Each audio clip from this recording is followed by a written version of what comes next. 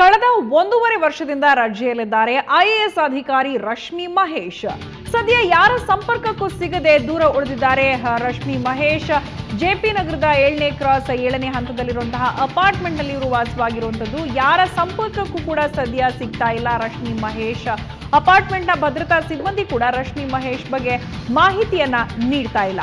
ಇನ್ನು ಇದೇ ಅಪಾರ್ಟ್ಮೆಂಟ್ ನಲ್ಲಿ ರಶ್ಮಿ ಮಹೇಶ್ ಸೋದರಿ ಕೂಡ ವಾಸವಾಗಿದ್ದಾರೆ. ಕಳೆದ 1.5 ವರ್ಷದಿಂದ ರಶ್ಮಿ ಮಹೇಶ್ ಎಲ್ಲಿದ್ದಾರೆ ಅನ್ನೋದ್ರ ಬಗ್ಗೆ ಸ್ಪಷ್ಟವಾದಂತ ಮಾಹಿತಿ ಇದುವರೆಗೂ ಸಿಕ್ಕಿಲ್ಲ. ಅಪಾರ್ಟ್ಮೆಂಟ್ ನ ಭದ್ರತಾ ಸಿಬ್ಬಂದಿ ಕೂಡ ರಶ್ಮಿ ಬಗ್ಗೆ ಏನನ್ನೂ ಕೂಡ ಸ್ಪಷ್ಟವಾಗಿ ಹೇಳ್ತಾ ಇಲ್ಲ. ಕಳೆದ 1.5 ವರ್ಷದಿಂದ ರಜೆಯಲ್ಲಿದ್ದಾರೆ ಐಎಎಸ್ ಅಧಿಕಾರಿ ರಶ್ಮಿ ಮಹೇಶ್.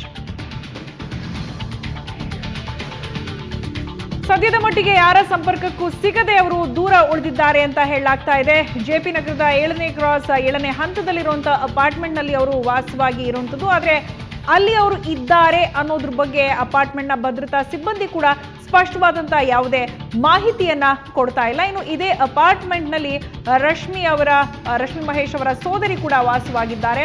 ಇನ್ನು ಇವರು ರಶ್ಮಿ ಮಹೇಶ್ ಐಎಎಸ್ ಅಧಿಕಾರಿ ಕಳೆದ 1.5 ವರ್ಷದಿಂದ ರಜೆಯಲ್ಲಿದ್ದಾರೆ. ಈ ಬಗ್ಗೆ ಇನ್ನಷ್ಟು ಡೀಟೇಲ್ಸ್ ನೀಡಲಿದ್ದಾರೆ ನಮ್ಮ ಪ್ರತಿನಿಧಿ ನಂದೀಶ್. 1.5 ವರ್ಷದಿಂದ ರಜೆಯಲ್ಲಿದ್ದಾರೆ ಅಂದ್ರೆ ಅವ್ರ ಬಗ್ಗೆ ಸ್ಪಷ್ಟವಾದ ಮಾಹಿತಿ ಕೂಡ ಸಿಗ್ತಾ ಇಲ್ಲ. ಈಗಿನ ಅಪ್ಡೇಟ್ಸ್ ಏನಿದೆ ಆ ಬಗ್ಗೆ ನಂದೀಶ್?